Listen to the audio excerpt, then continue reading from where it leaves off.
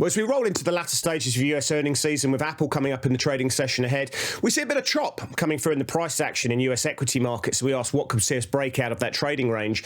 We have a look at the Japanese yen, which of course is front and centre in the FX markets, and the Ministry of Finance clearly intervene to strengthen the Japanese yen. We also have a look at the trade that's emerging in the crude price. We have a look at the US dollar, the euro, and also in the Bitcoin price as well. This is the trade-off.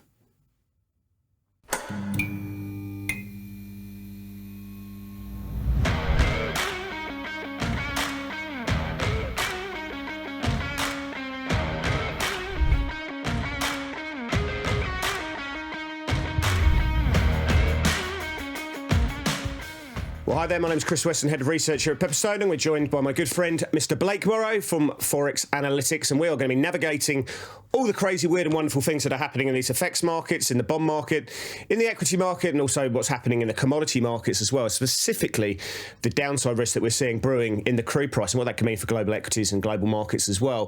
Mr. Blake Morrow, please come into the programme. How are you, my good friend? Hey, Chris. Good to see you. I'm little tired today. It's been a long one for us. Were you in front of the screens when the yen move happened on yen move number 2? I was. That's the end of the day and the kind of dead zone that we enter. I was typing up analysis for the Forex Analytics, subscribers and everything, and all of a sudden, out of nowhere, and I started tweeting about it, and next thing you know, I'm 45 minutes into trading it. Did really well, but boy, as I was telling our producer, our wonderful Guido, is like at the end of the session, I felt like I sprinted the last mile of a run, and I'm really wiped out. But I'm glad I'm here. Well, I'll do you a favour. I'll reach out to Kanda and tell him that it was an inconvenient time to intervene in the end because Blake wasn't quite prepared for it and it was getting late in the day for him. So see what he does. Maybe next time he can do it at a more convenient time of the day for you. I would appreciate that. It would be a nice gesture if Canada would do that. The thing is though, that move, it was very sneaky, and I actually did. It was very sneaky. They tried to catch the market off guard. They're smart. The BOJ, Ministry of Finance, those guys are smart. Yeah. They're doing it at the end of the day. They're nasty candles at the end of the session, to close the market, and when no one's looking, half the European crew, they were already, enjoying their evening. They had to come back to the computer. Anyway, we could go on and on. And we're going to talk about that in a second. So, do you know what? Let's go into topical thunder, and I want to let's go into those moves in a bit more depth.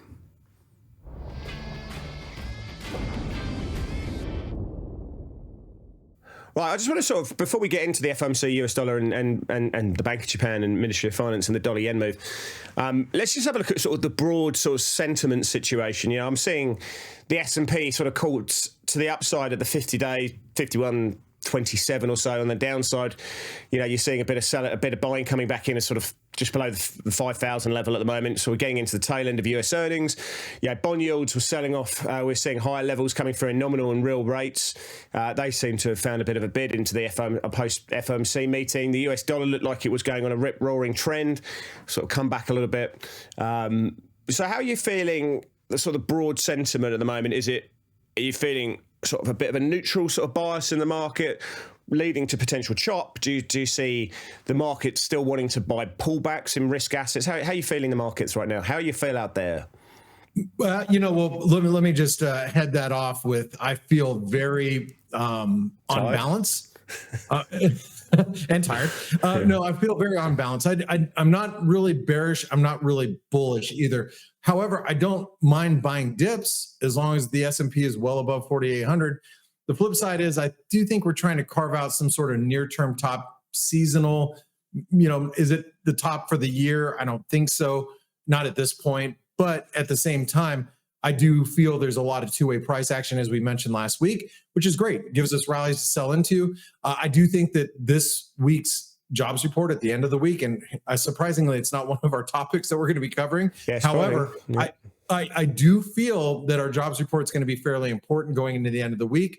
But I think the market's set up to play either direction. That's a great thing, Chris. As traders, as students of the market, as Pepperstone clients that love the trade-off show, we want two-way price action, and that's what we're getting. So I'm really glad that we got it. I think the payrolls number, everyone's expecting a hot number, right? I mean, 240 is the expectation. So, you know, if we get above 300,000, we're not going to be shocked. I mean, we're just so used to the trend being hot. You know, the unemployment rate, I think, will probably be the driver. Let's see if that comes in hot. 3.8% is expected there. So I think it's important. You know, we've got 29 basis points of cuts being priced in by the end of the year, so just over 125 basis point cut being priced in. That feels a little bit, well, it feels about fair, to be fair. But I think you've got this really kind of neutral sentiment, and that is, you know, you're looking for the negatives in the market, which would be, for me, would be, you know, the 5-year real rate moving up into, say, 250. And then the equity market would go down. But now we're just seeing a bit of buyers coming through in the Treasury market. And I feel like we're just going to see some chop. I think range trade the S&P, the NASDAQ. I think that's the short-term trade for me now. Well, I agree with it too. I think we can play it both ways, and I like it. I'm enjoying it. You know, that turns us to today's FOMC meeting, and I want to talk a little bit about the Fed. You know, the overarching theme coming into today, Chris, and I'm not sure how you read it, but based on all the analysis that I read from different banks, different analysts, everybody was looking for this quote unquote hawkish pivot from the Fed. And let's be frank, we didn't get it. We didn't get a hawkish pivot. But everybody came with very high expectations. And, you know, that led us to some dollar weakening, that led to the stock market popping a little bit, at least initially. You know, a lot of the comments, or excuse me, all the questions that were asked about, you know, are there going to be hikes? You know, basically it was a no. There's not going to be any hikes, and there was multiple ways that the reporters were asking the question. No hikes, but at the same time, inflation is very sticky.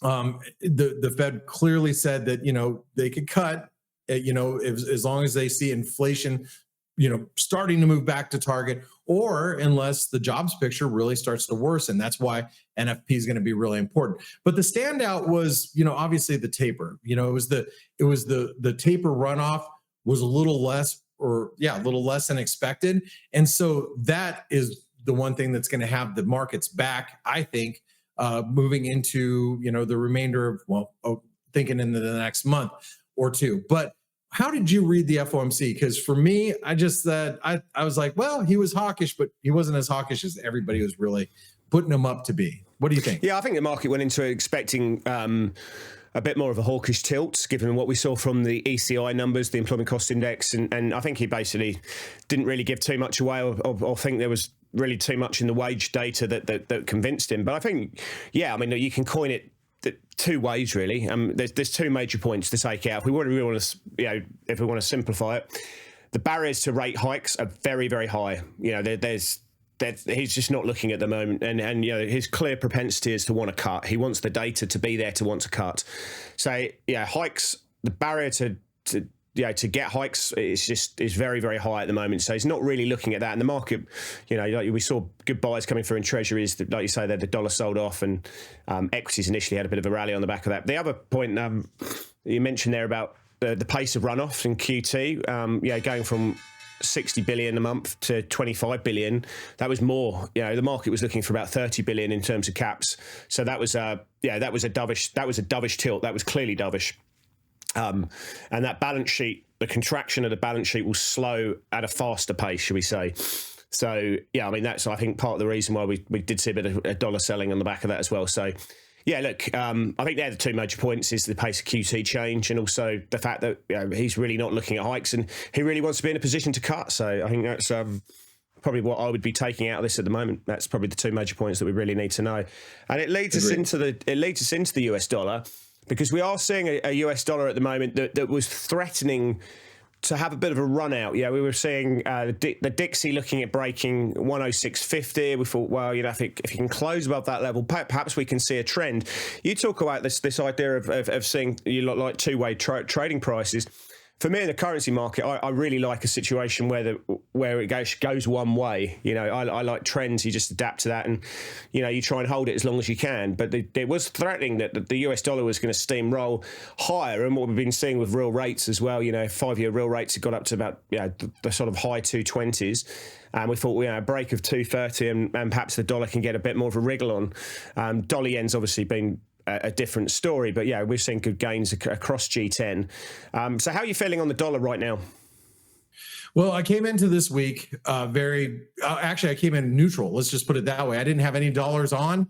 I was just very, very open-minded coming into this week, and getting past today, I don't have much of an opinion either way. However, technically, I would say we're close to developing some sort of intraday double top near the 106.50 level on the dollar index. A break below 105.30, 105.10, then you're going to see a bit of a spill, and the euro could be trading back at 110. Right. So all that's entirely possible. And like you pointed out, I do appreciate price action, two-way price action. I wanted to be a dollar bull. I mean, I've been a dollar bull. I've been very constructive this year. But as of right now, I could go either direction, and I wouldn't mind playing a breakout in the dollar, obviously, and maybe it's this week's NFP that is a catalyst that drives us up towards those highs again. I mean, U.S. exceptionalism has been a thing, and it's been continuous issue for the markets, and it's kept the dollar really bid. But then again, this jobs report, if it comes in a little weaker, perhaps it does weigh on the dollar a bit. I am still very open-minded. I don't mind. I know the technical levels where I need to be bullish. I know the technical levels where I'm looking for a breakdown and a double top to form, but even a double top isn't going to take us too far. I mean, like I said, the euro might trade back up to 110. I like it. I'll play it either way, Chris, but I wish I had more of a definitive answer for you. Yeah, well, I think the divergence was working well from a policy perspective. It looked like the Fed were going to be on hold for a period of time. The ECB are going to cut in June, the Swiss National Bank in June, the Bank of Canada probably June, July. And we're thinking, there was this divergence which was going to push dollar flows there. I think the dollar needs higher volatility in markets. If the VIX was pushed above 20% and real rates moved up, then the dollar would rip. So the divergent thing is really helping the US dollar. But we probably want to see a little bit more risk aversion coming into markets, and then the dollar could outperform in that way. Well, let's speaking of the dollar, and I always like to, let's go talk about the BOJ. I always like to say that the dollar yen and the yen pairs, if you will, are kind of on their own program. So I try not to factor the dollar yen into the rest of the dollar complex. So whenever I'm talking about the dollar yen is kind of, even though it has a good makeup of the dollar index, what is it, 17%? It still isn't something that I really factor in when I'm thinking dollars. But the question that we have to ask ourselves, especially after this week, maybe a second round of intervention, which we're not going to see official numbers until the end of May, for crying out loud. Yeah. But I think most of us can come to the conclusion that we've had two bouts of intervention thus far. The question that everybody asks is, what is the BOJ doing here? And my colleague, and him from the UK European trade-off show, Ryan Littlestone. And if you guys don't watch that trade-off show with Michael Brown and Ryan Littlestone, you should. It's good. Not as good as this one, but it is good. Just kidding, guys. Maybe not. Anyway, Ryan posted something, a Yahoo Finance, or excuse me, a Bloomberg article about the BOJ and how much money that they've actually made, holding an account balance, from the 80s all the way to 150, taking some profits off.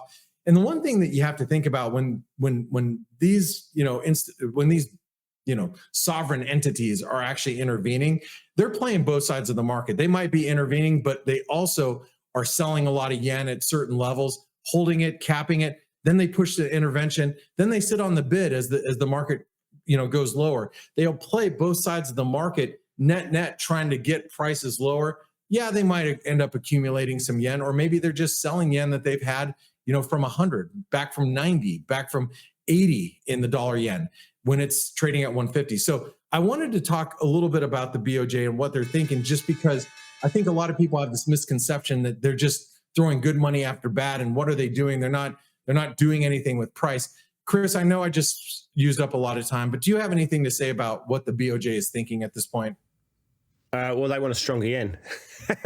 They do. At least a less weaker yen at such a rapid rate, right? Yeah, that's right. We got one above 160, and then it was on, wasn't it? You know, we saw a market was skittish. The question is, do things come in threes? But yeah, I think they've done a good job with the Ministry of Finance telling them to come in and buy yen and sell foreign currency. We've been talking about it for weeks, whether it was going to happen. Were they going to do it before payrolls? Were they going to do it ahead of at the Fed meeting, QRA?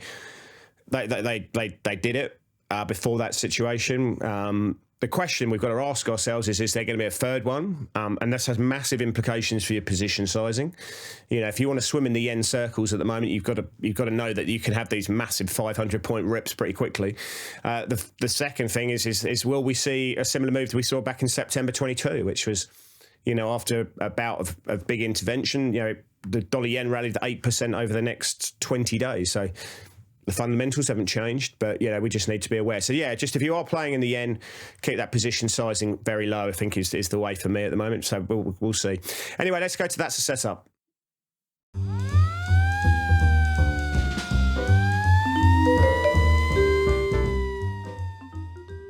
Right, I'm going to go to Euro Swiss first of all. I think there's a couple of Euro pairs in there. Why have I got this one? I like Euro Swiss higher.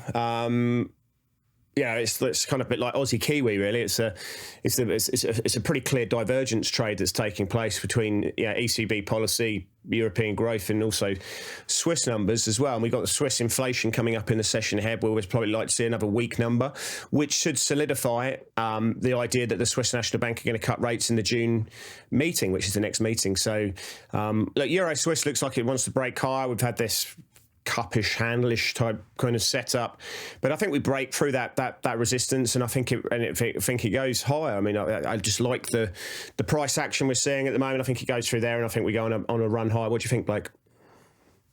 Well, I'm just thinking that I'm so upset that long wick that you see there. I happen to be traveling in Texas at that point. That was when Israeli missile attack towards Iran. It slammed through all the stops and then popped right back up, and I'm feel upset that I missed it. But yeah, I mean, Chris, look at it. I mean, you're right up against resistance. You have a weak CPI print at the end of the week, from Switzerland. This thing looks like it wants to push higher, and I like it. I mean, you have to like it, but I always try to remind myself things look most bullish at resistance, right? So that's the one thing that I always keep in mind when I'm trading at a big resistance level. But to me, it does still look really bullish at this point. Yeah, it does. And that's a great nugget. I will use that one myself at some stage. All right. Well, my first setup is going to be the euro yen. And I'm going to actually be looking on the same side as you, Chris, other than I need to pull up a couple of key levels here. The euro yen's been running up this nice channel. The problem that we had is it's toying and flirting with this 2008 high. You have to go back to June of 2008, pre-financial crisis. We're basically knocking our head up against that 170, 171, 170 level, and we stalled. Now, you'll notice circled in yellow down below, there's the 50 DMA that we've basically been holding the 50 DMA. So a good barometer to be on the long side is as long as you stay above that 50 DMA, you have to be playing it to the long side. Now we get below the 50 DMA, then you got the 200 DMA, you got channel support below that, but it also coincides with a fib level, which is a 38% retracement. I left it by itself at 164.69, basically 165. So I'm looking to be long as we're above that. We get below that, things get a little sketchier. How do you feel about the euro yen here, Chris? I just find it hard to be involved in the yen at the moment.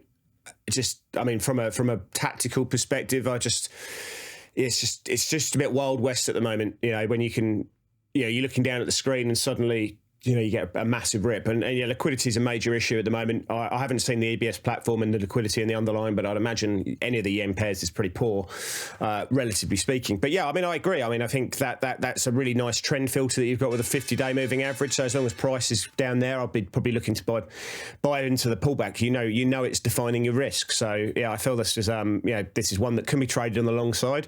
But you're fighting the Ministry of Finance, which is just really hard to do. So yeah, I'd be looking at other euro pairs right now. Euro Swiss is one that we could have a look at. You probably have a look at some of the other Euro Sterling, for example. But I think Euro Yen comes with inherent risk. But technically speaking, I think that 50 days a good barometer there. Let's go to the crude price because this has had a bit of a move recently. We saw a move overnight where we saw the inventory building by about 7 million barrels or so, and that was way more than what the market was looking for. And it hit the market at a time when we were seeing sellers. We've got a head and shoulders pattern coming through at the moment. That's broken the neckline. We're now testing the upper, the trend support. So it's an interesting setup for me. If we were to see it break through these levels, will we see break-even rates or markets' expectations of inflation over a period pulling low, which could have an impact on real rates? What happens with equity risk if crude's going lower? But technically at the moment, it's just you've got good downside risk coming through this head and shoulders, and if we break that trend, then I think it could be we could be looking at $74 or so. So what are you seeing at the moment on the crude price there, Blake?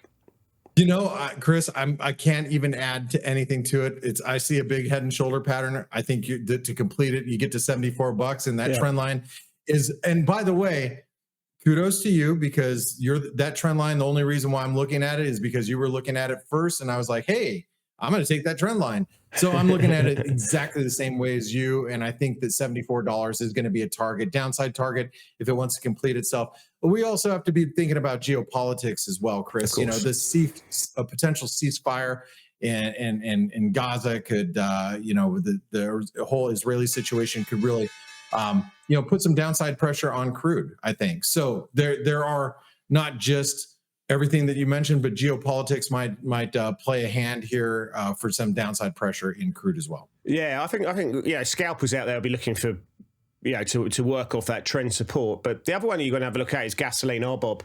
Yeah, that's your kind of high beta cousin, and that's been getting hit pretty hard as well. So if you want a sort of momentum play, gasoline's an interesting one as well to put on your radar. So, I like this. If it bounces off that trend, then fantastic. A break of that level, then, $74 is where I'll be looking. It's a great setup. All right. Well, the last setup of this session is going to be Bitcoin. And I want to look at it in two different lights. How do you see Bitcoin? Are you a a glass half empty or a glass half full type of person? Are you a bull or are you a bear? Because I can look at Bitcoin in either light. And let's talk about the bullish setup. Obviously, you can see that we're at a potentially flag support. We're at the 50% retracement. It comes in around 56,000. I think if you hold above 56,000, you can play it on the long side as long as we're holding that. But if you're a half glass or a glass half empty person, you might be looking at this as a more bearish setup. You notice that green line up there? That's the previous all-time highs. So you can say, well, Blake, it was a false breakout. So if we break below that trend line support, we break below the 50% retracement, we break below 56,000, it would be a target down to the 200 DMA, which would probably take us closer to 48,000, somewhere in that neighborhood. So I think that however you want to look at it, I think that pivot is right around 56,000. Above it, you're bullish. Below it, you're bearish. That's the way I'm looking at it as a setup. How are you seeing Bitcoin right now, Chris? I want it to go lower. I think that the trade for me is if we were to get it near the realised price, I think that would be a big buying opportunity. But we're not there at the moment, and the price is making lower highs and lower lows. So it feels like whilst we're in this flag pattern, and it needs to bounce off this trend support. A lot really rides down to the idea about sort of sentiment. We come back to that. The first question we talked about in the price, not in the prior segment, and I think Bitcoin needs positive sentiment. I know we've had the halving, and I know.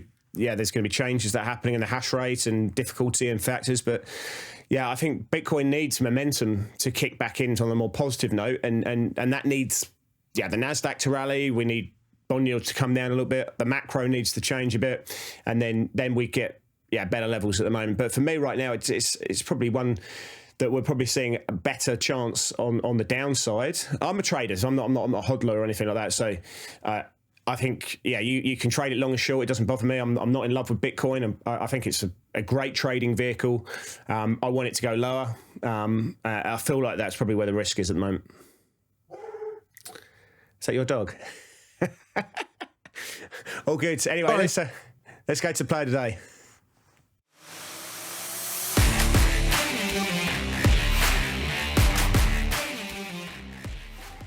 Good stuff. All right, let's go into my play of the day first of all. Another one of sort of long short strategies. I mean, there's a lot of sort of absolute trades that I like in sort of one directional, one delta trades. But one I think that's really emerging for me at the moment is the idea that we're seeing an outperformance of Chinese markets, the Hang Seng, the CN50. The CN50 is the Chinese market, which is the top 50 stocks packaged as a futures market traded in Singapore. And it's priced in dollars, so there's not a currency transfer. But we are seeing China outperform at the moment. You're seeing constant inflows into China funds from foreign funds, but also in the connect from mainland funds into Hong Kong. That's been very positive. I know people are saying China's not solved. There's a lot of still big conjecture around the property market, but property stocks have been working well. Tech stocks have been flying recently in China. And whilst I'm not necessarily bearish on the US, we are seeing that outperformance. So we can net this off and look at it at a ratio. Obviously, if it's going up, it tells you that the China market is outperforming the US market. And it is at the moment. So this isn't a long-term view that I think the US is less good than China or anything like that. But I think from a stock market perspective, we are seeing outperformance. So I think that continues in the short term, and this ratio tells me a lot about what's happening. This is not a currency play, but I think long China or CN50 and short the S&P is working. I think it probably continues to work, and I think that's where I'm going to be positioned. I think that ratio pushes nicely above 2.5 there. And did you imagine, Chris, that you would be saying that today or sometime this year that China is going to be outperforming the U.S.? But the fact of the matter is, it is. It is, but it doesn't mean it's going to continue to do so all year. I mean, it's just having its moment, right? So that's where it is. Yeah. It's having a moment. It is. All right. Well, Chris, I like that setup, and I like that play of the day. My play of the day is going to be the Norwegian krone, and knock. Who's there? And you know what? We came knocking at a big major trend line. We rejected it today following the FOMC. That trend line spawns back all the way from the spike highs after the COVID lockdowns, mind you. So that level is at 11.14. Basically, while we're below 11.14, I'm looking for it to actually roll over here. If we get a little bit of a bounce in crude, after having this aggressive sell-off, that might give it a little bit of a tailwind, but I know where my risk is, and I'm actually already short. I started shorting this today. I'm looking to play it a little bit to the downside. I don't know how aggressive I want to be, just because, as we've been talking about, I'm not a super dollar bear or bull at this point, but tactically, I know where I'm wrong, and that's the one. Sometimes, Chris, that's the only thing that we can ask as traders, is to know exactly where I'm wrong. As long as I know where I'm wrong, and I can manage my risk, that's the most important thing. And for me, US dollar, Norwegian krone, I know exactly where that point is. And as long as we stay below 11.14, I'm going to be on the short side, at least trying to get into the Norges Central Bank meeting, which is Friday morning, which, we'll see if they're going to be as dovish as people expect. Plus, we got the NFP on Friday. So that's my play of the day. Knocky. Knocky. Well, thank you very much, Mr. Blake. And thank you for everyone at home for watching. We really appreciate it. If you can whack the like button, that'd be awesome. And if you want to leave a comment about how you're trading the financial markets, we'd love to hear that as well. And we'll see you back next week for more of the Trade Off.